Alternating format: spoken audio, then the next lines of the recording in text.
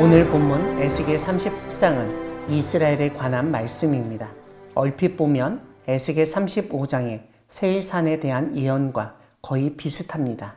왜냐하면 하나님이 에스겔에게 이스라엘 산들에게 예언하라고 명령하시기 때문입니다.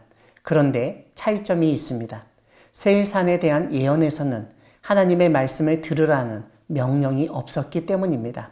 이러한 명령은 일단 하나님이 어떤 생각을 하시고 일하시는지를 알게 하기 위해서 하나님의 말씀을 들으라고 한 것이라고 볼 수 있습니다. 이와 함께 이스라엘 산들에 대한 예언은 세일산에 대한 예언과 달리 이스라엘이 하나님의 말씀을 듣고 어떻게 행동하느냐에 달려있는 조건적이라고 이해할 수 있습니다. 2절은 이스라엘의 원수들이 하던 말을 들려줍니다. 그들은 아하, 옛적 높은 곳이 우리의 기업이 되었도다 라고 말했습니다.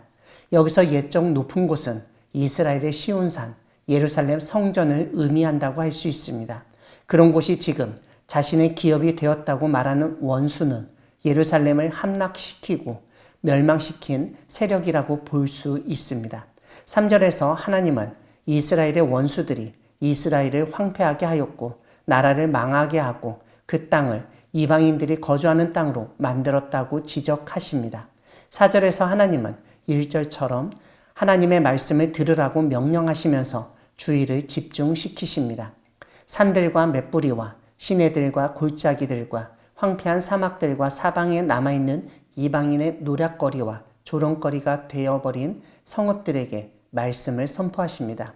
5절은 이스라엘의 원수로 보이는 집단이 바로 이방인과 에돔임을 알려줍니다.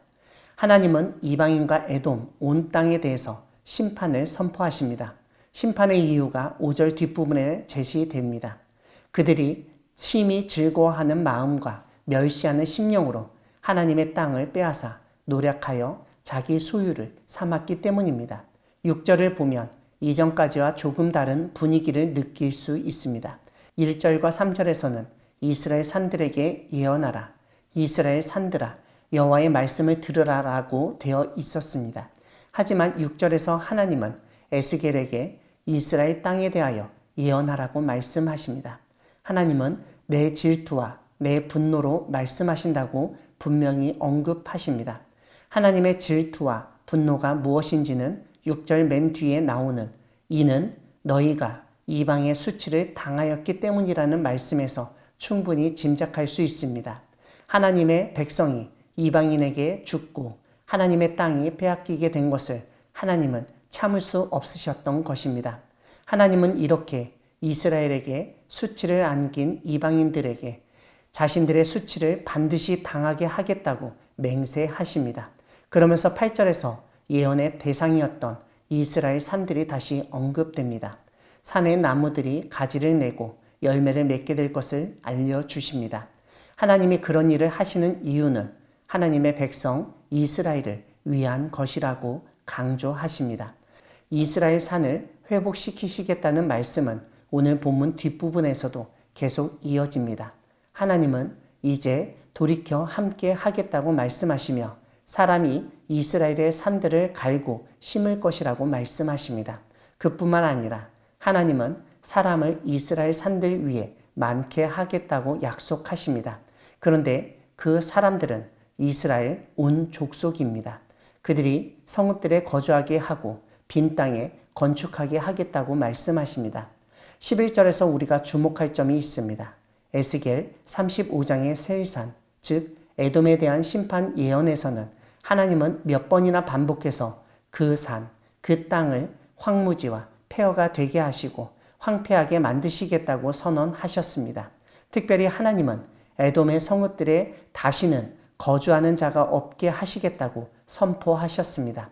그런데 오늘 본문에서는 이스라엘 산들이 이방인의 기업이 되고 사람의 말거리와 백성의 비방거리가 되고 이방인의 노략거리와 조롱거리가 되어버린 성읍들이었지만 하나님은 그런 산이 가지를 내고 열매를 맺게 될 것이라고 선언하십니다. 그뿐만 아니라 거기에 사람이 거주할 것이라고도 약속하십니다. 이것은 세일산에 대한 예언과 완전히 반대되는 말씀입니다. 일단 우리는 세일산에 대한 예언을 통해서 아무리 사람의 힘으로 가꾸고 번성하고 많은 사람들이 거주하는 성읍이라 하더라도 하나님을 대적하고 죄악을 지으면 멸망하고 황폐하게 된다는 점을 깨닫게 됩니다. 이와 달리 오늘 본문인 이스라엘 산들에 대한 예언을 통해서 아무리 사람의 힘에 의해서 멸망당하고 황폐하게 되었어도 하나님은 그곳에서 생명이 자라고 희망이 싹트게 하신다는 점을 깨닫게 됩니다. 오늘 본문 뒷부분은 하나님의 놀라운 약속을 알려줍니다. 25절을 보면 이스라엘을 맑은 물로 정결하게 하시고 모든 더러운 것과 모든 우상 숭배에서 정결하게 하시겠다고 선포하십니다. 그뿐만 아니라 33절에서는 모든 죄악에서 정결하게 하시겠다고 말씀하십니다. 이와 함께 새 영을 속에 두고 새 마음을 주셔서 육신에서 굳은 마음을 제거하고 부드러운 마음을 주시며 하나님의 영을 속에 두어 하나님의 율례를 행하게 하시겠다고 선언하십니다. 사랑하는 광야교회 성도 여러분, 하나님은 교만한 존재를 심판하시는 분이십니다. 성경은 자신의 힘으로 부귀영화를 누리게 되었다고 생각하는 것 자체가 교만이라고 지적합니다. 그런 교만한 모습을 보인 존재, 사람이나 나라를 심판하십니다. 하지만 심판 가운데서도 구원을 약속하시는 분이십니다. 세상적으로 보면 아무것도 없고 곧 망할 것 같지만 망하지 않도록 도우시고 보호하십니다. 이 세상의 권력자에 의해 수치를 당하고 비방을 받고 실패하고 넘어지고 생명이 사라질 것 같은 존재도 하나님은 은혜와 구원을 베풀어 주십니다. 무엇보다 더러워지고 우상 숭배하며 죄악에 빠져있는 존재를 정결케 하시고 하나님의 영으로 살게끔 만드십니다. 자신의 능력을 과신하고 교만한 세상 사람들에게 하나님의 심판을 경고하며 하나님의 약속을 믿고 의지하며 하나님의 영으로 정결한 삶을 살아가는 우리 모두가 되기를 소망합니다. 아멘.